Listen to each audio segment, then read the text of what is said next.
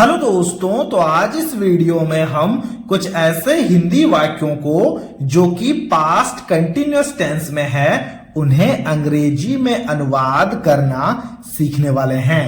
तो हम ये कैसे जानेंगे कि दिया गया जो वाक्य है वो पास्ट कंटिन्यूअस टेंस में है। तो उसके लिए हमारे पास में एक ट्रिक है।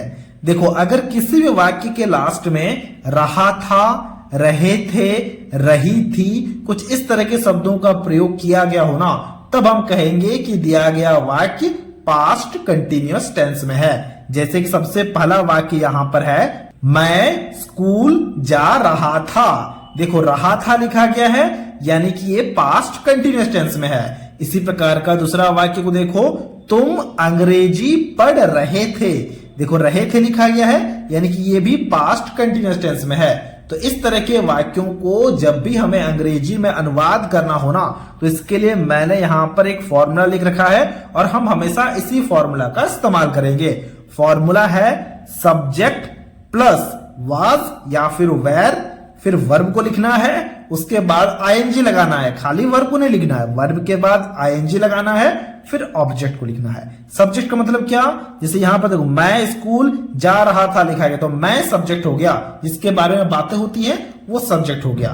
फिर वाज या फिर वेर, वर्ब के बाद आईएनजी, फिर ऑब्जेक्ट। अब आपके मन में सवाल आएगा, वाज या फिर वेर लिखा गया है, तो हम वाज कब लगाएंगे, वेर कब लगाएंगे। देखो, वाज और वेर सब्जेक्ट पर डिपेंड करता है। जैसे कि अगर सब्जेक्ट में आई, ही, सी या फिर किसी व्यक्ति का नाम आ जाए तो हमेशा वाज लगाएंगे।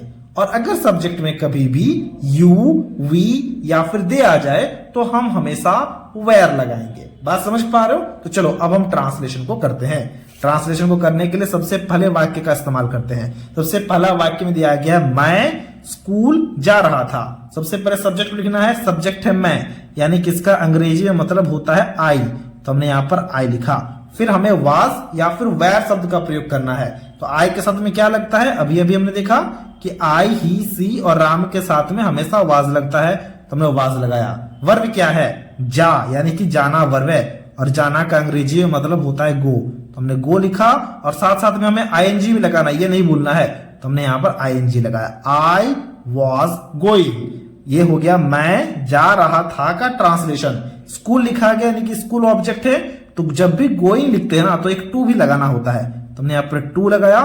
फिर स्कूल के लिए यहां पर स्कूल लिखा। I was going to school हो गया मैं स्कूल जा रहा था का अंग्रेजी में अनुवाद। ये सब्जेक्ट, ये वाज, वर्ब के साथ आईएनजी, ये ऑब्जेक्ट हमारा। क्योंकि गोइंग लिखे इसीलिए हमने टू लगाया है, हर जगह टू लगाने की जरूरत नहीं है। ठीक है, इसी प्रकार से अगले वाक्य को देखना। अगले वाक्य में लिखा गया है, तुम अंग्रेजी पढ़ रहे थे। तो तुम के लिए हम यहां पर लिखेंगे यू, ये हमारा है सब्जेक्ट, तो हमने यहां पर लिखा यू।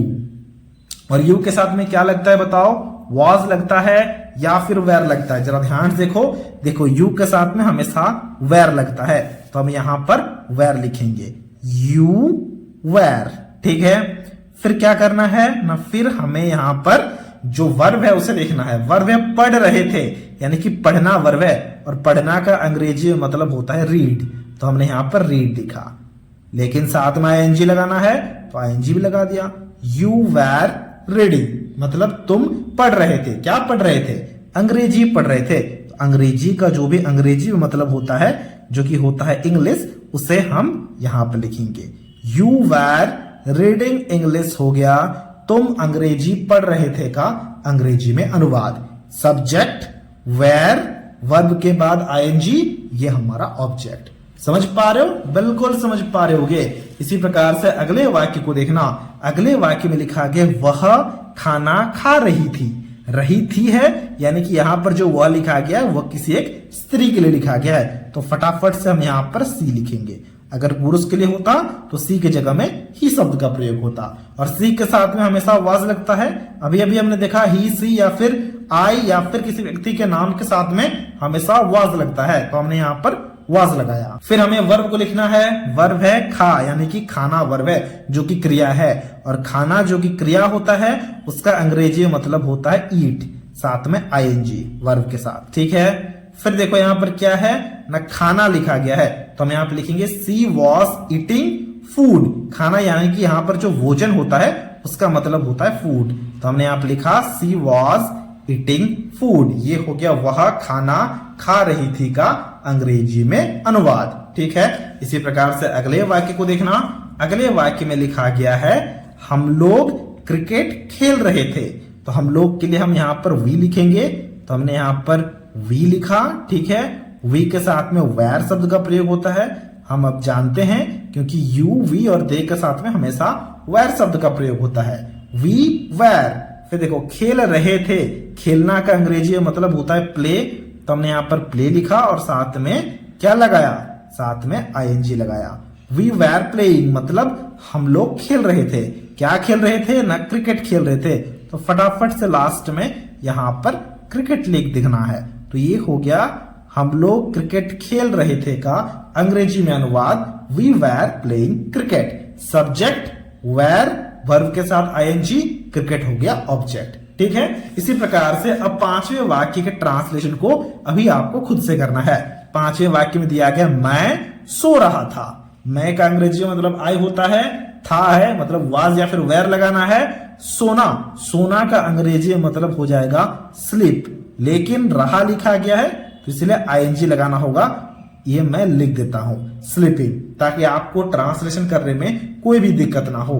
अब आपको इसके ट्रांसलेशन को खुद से करना है और हमसे कमेंट बॉक्स में जरूर शेयर करना है। तो ये था आज का वीडियो। अगर आपको ये वीडियो अच्छा लगा है तो इस वीडियो को एक लाइक जरूर से जरूर कर देना।